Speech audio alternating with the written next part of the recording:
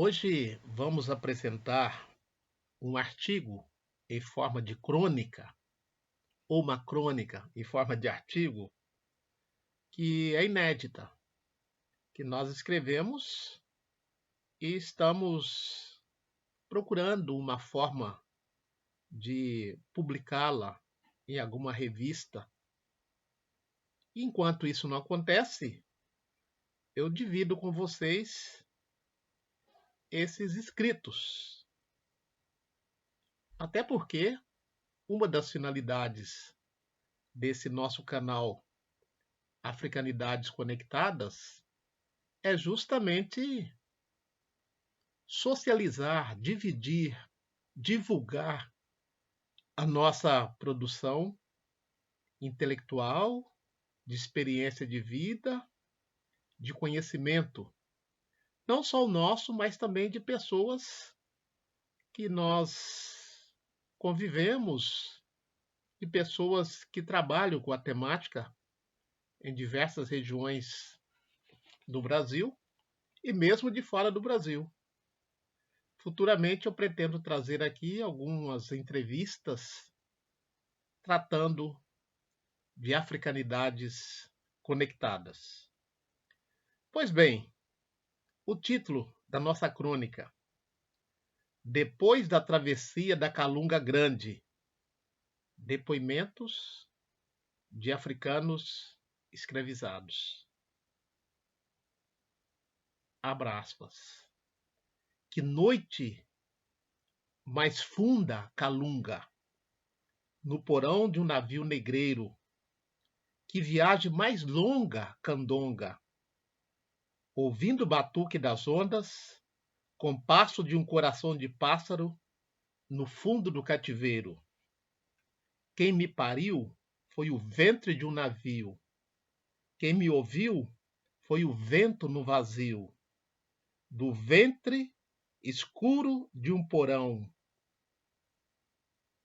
Fecha aspas.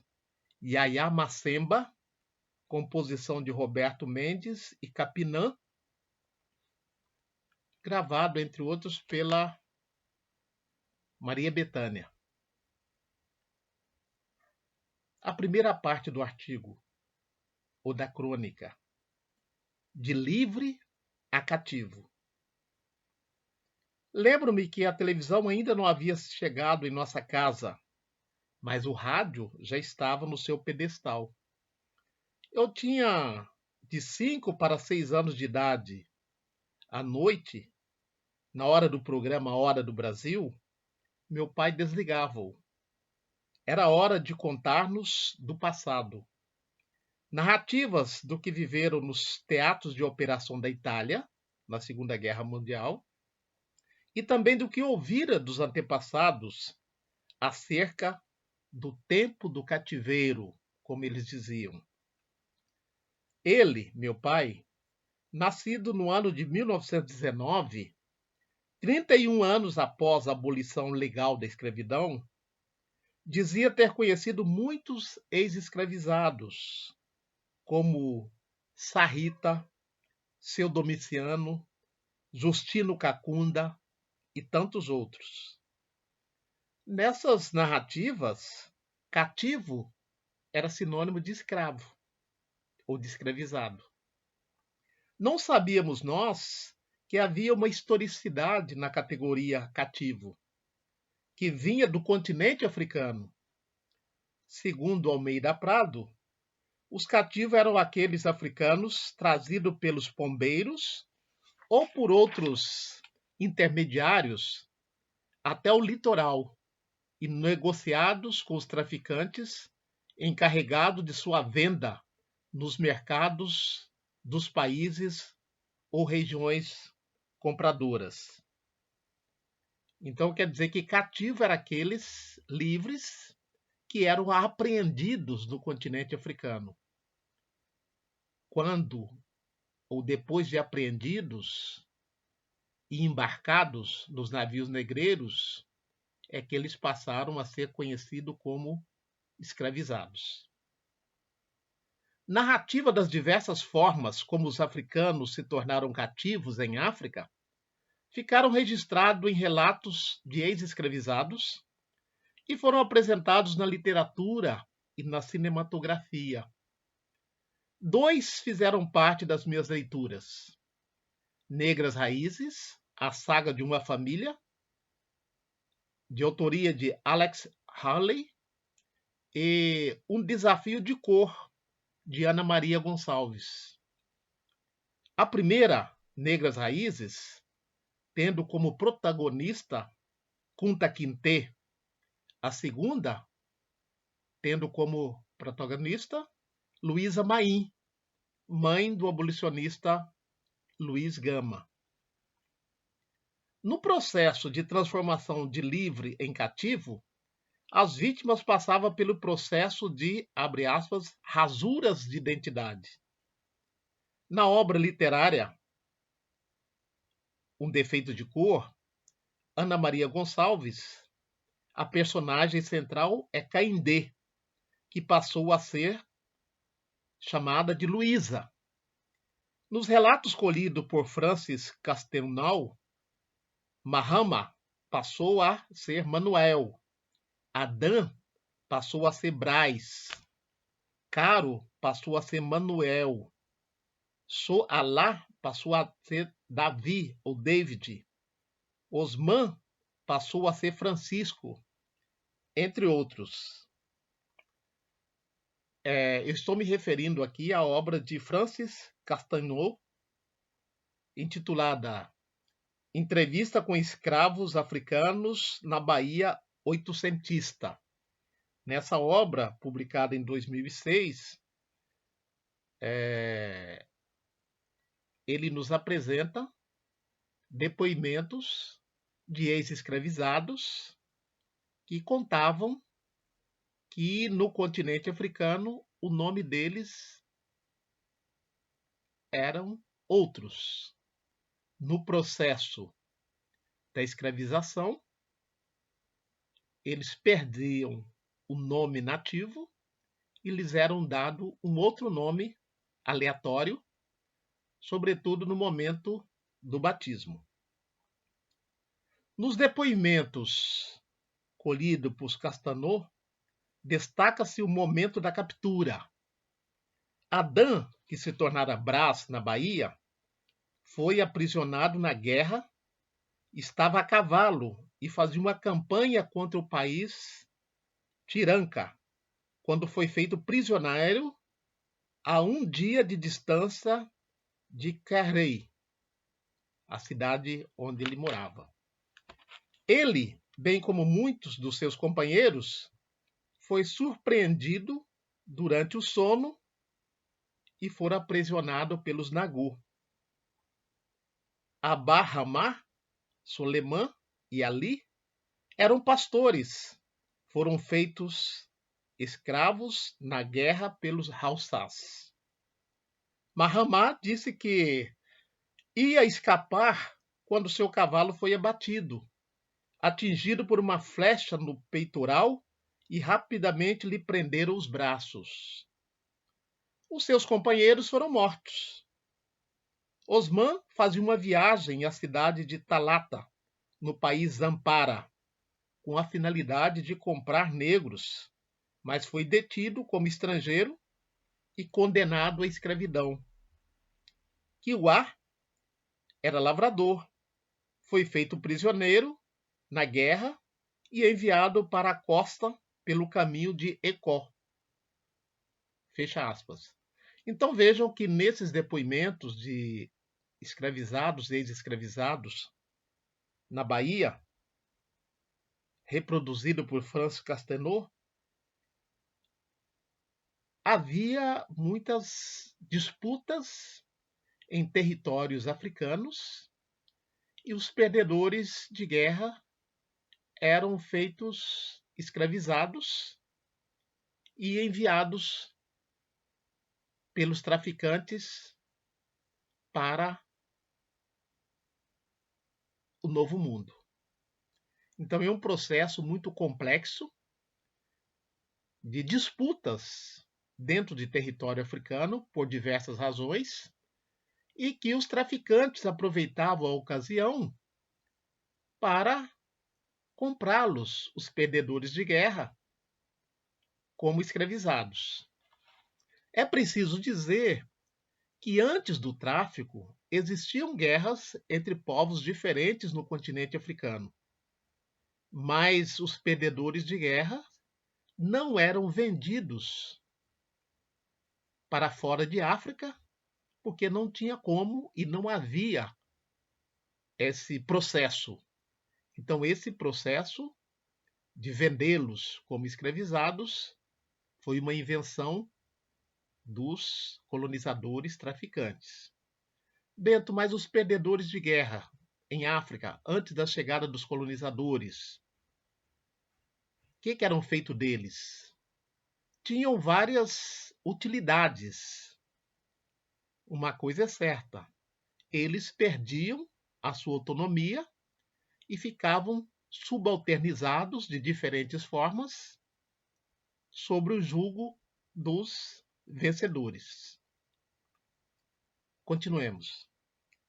Nos depoimentos apresentados por Castelnau, colhidos por volta de 1840, Ecó, região de Porto Novo, no atual Benin, aparece como o caminho percorrido por boa parte dos depoentes que eram da região da África Ocidental.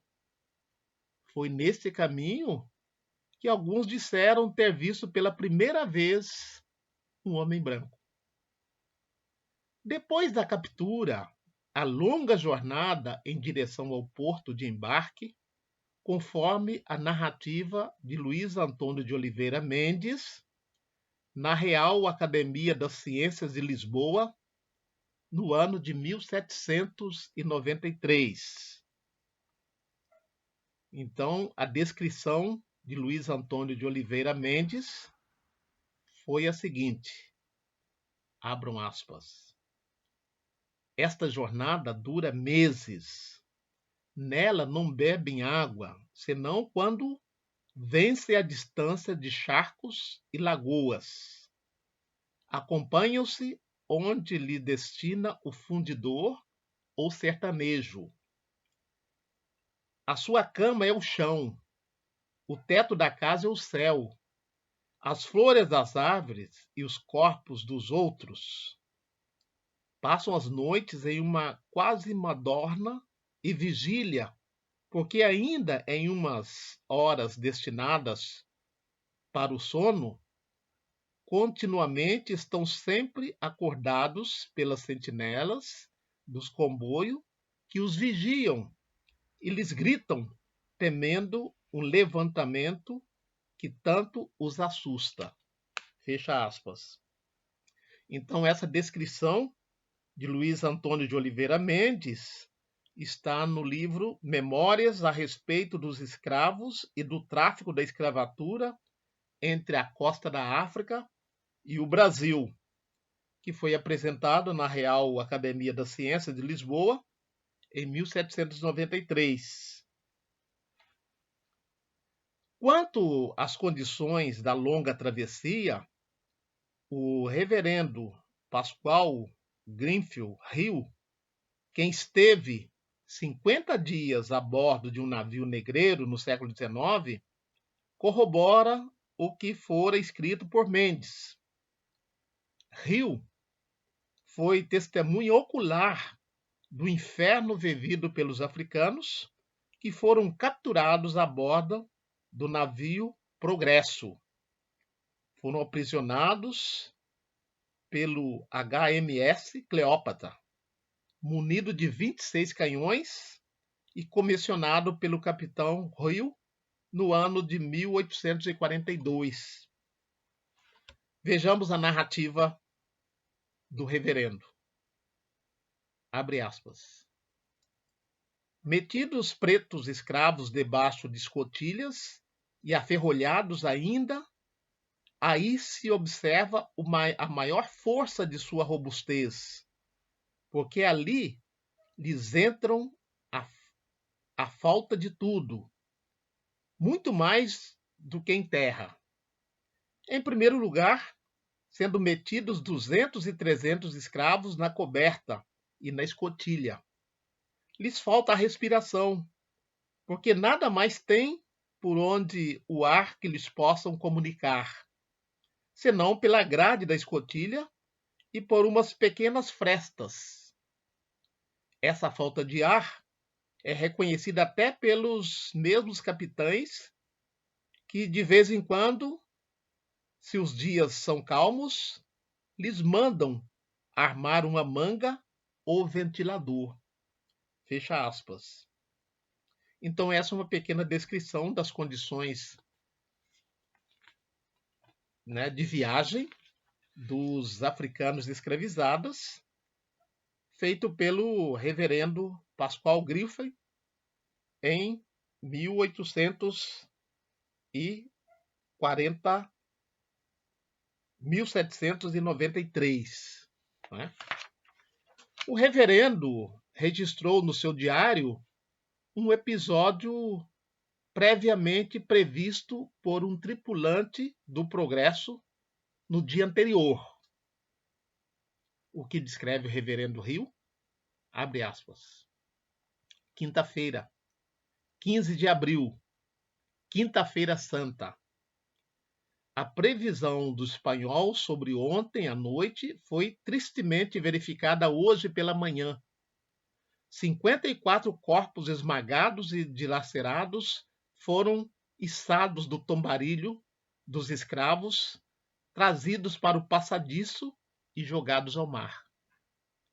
Alguns estavam enfraquecidos por doenças e outros feridos e ensanguentados.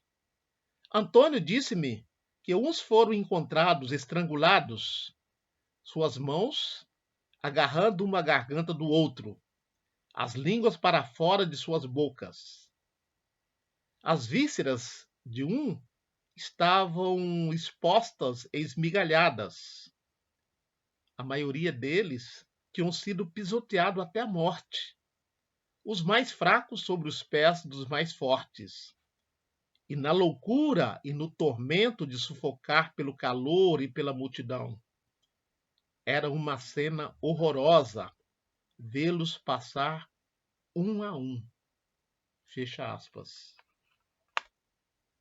Importante lembrar que o destino do Progresso, o navio, abarrotado de africanos escravizados, era o Brasil, mais exatamente Paranaguá, na província do Paraná, e Rio de Janeiro, numa época que o tráfico já era ilegal, tendo em vista a Lei de 7 de novembro de 1831. Mas, como confidenciou um dos traficantes ao reverendo, as condições geográficas do Brasil favoreciam o tráfico ilegal, mas se houvesse vontade política, algo poderia ser feito. Então, a descrição das condições de viagem e da pouca vigilância das autoridades do Brasil com relação ao tráfico, que já em 1831 o Brasil tinha assinado um acordo, né, com a Inglaterra, de que a partir dessa data todos os escravizados que entrassem no Brasil seriam considerados africanos livres. Essa lei foi conhecida como Lei para Inglês Ver, porque, na verdade, o Brasil assinou esse acordo, mas fazia vista grossa. Foi necessário a Lei de 1850, a Lei Eusébio de Queiroz, muito conhecida nossa, que novamente o Brasil assinou, proibindo definitivamente o tráfico de escravizados. Definitivamente em termos, porque mesmo depois de 1850, o tráfico ilegal continuou. Então nós conseguimos, inclusive, alguns processos de escravizados que entraram no Brasil após a lei de 1831, dizendo que eles estavam em condições ilegais no Brasil, porque eles entraram depois da lei mencionada. Eu quero dizer que os escravizados sabiam das suas condições. Se assim não fosse, eles não entravam na justiça dizendo da ilegalidade da condição em que eles estavam no Brasil. Os que entraram depois ou que foram trazidos depois de 1831. Bento, mas esses escravizados conseguiam recuperar a sua liberdade e voltar à África? Alguns conseguiram. Inclusive, nós temos pesquisa e escritos que falam do retorno à África desses escravizados que foram trazidos para o Brasil após a lei de 1831, conseguiram provar a sua liberdade e retornaram ao continente africano. Aliás, nós já apresentamos aqui algumas dessas questões, inclusive de comunidade de ex-escravizados brasileiros que estabeleceram na África Ocidental, na região do Benin, antigo Daomé, na região do Togo e outras regiões da África Ocidental, e lá estão os seus descendentes até os dias de hoje, e muitos deles se consideram, além de africanos, se consideram também descendentes de brasileiros, que os seus antepassados retornaram daqui. É uma parte da história ainda pouco conhecida. Os efeitos da lei de 1831. Então, dando sequência aqui, a descrição acerca das condições favoráveis ao tráfico de africanos para o Brasil, mesmo após a lei de 1831. Abre aspas. Embora não se possa confiar muito no relato dos traficantes de escravos, perguntei-lhes se achavam que o tráfico ia ser abolido. É o padre que está perguntando para o dono do navio, o Antônio. Antônio, levantando o seu dedo indicador para o olho, balançou silenciosamente a cabeça. Sebastian deu-me sua opinião. Ele achava que no Brasil, onde havia muitas enseadas isoladas que facilitavam o contrabando, haveria uma grande dificuldade em suprimir o tráfico, embora, se a autoridade do governo simpatizasse com a causa, poderia fazer muito. E observou que em Havana, onde durante muitos anos ele trabalhou nisso, em tempos passados ele viu 20 negros, 20 navios negreiros ancorados ao mesmo tempo na baía de 2 ou 3, entrando ou saindo durante um dia. Agora, graças aos zelosos esforços do governador, não se vê nenhum navio negreiro entrando. Fecha aspas. Então veja, quem está dizendo isso? São os traficantes que estão dizendo que as autoridades brasileiras faziam vista grossa para a ilegalidade do tráfico. E eles disseram que em Cuba esse fato já não existia mais, o tráfico ilegal, porque aquelas autoridades cuidavam de coibi-lo. Continuando o nosso artigo crônica. O Diário do Reverendo registra momentos trágicos de uma travessia que foi abortada mas que o tratamento recebido pelos africanos em vias de se tornarem livres não eram diferente do até então recebido quando estava nas mãos dos traficantes. O chicote não foi abolido. Qualquer transgressão era motivo de castigo, inclusive aos que procuravam matar a fome com a ração que estava sobre a sua vigília, ou a vigília da tripulação. Não foram poucas as cenas em que os africanos esfomeados procuravam, na calada da noite, alcançar água e alimentos guardados debaixo de 7 chaves. Conforme Carlos Eugênio Marcondes de Moura, autor da obra A Travessia da Calunga Grande, Calunga Grande é o mar, Calunga Pequeno é a tumba. Calunga Grande é a enormidade das águas salgadas. Calunga Pequeno é a terra que recebe os corpos e os transforma em semente de uma vida diferente. Pois Calunga Grande também foi tumba e tragou os corpos de milhares e milhares de afro-negros reduzidos à escravidão, sequestrados para as Américas pela brutalidade do tráfico. Fecha aspas.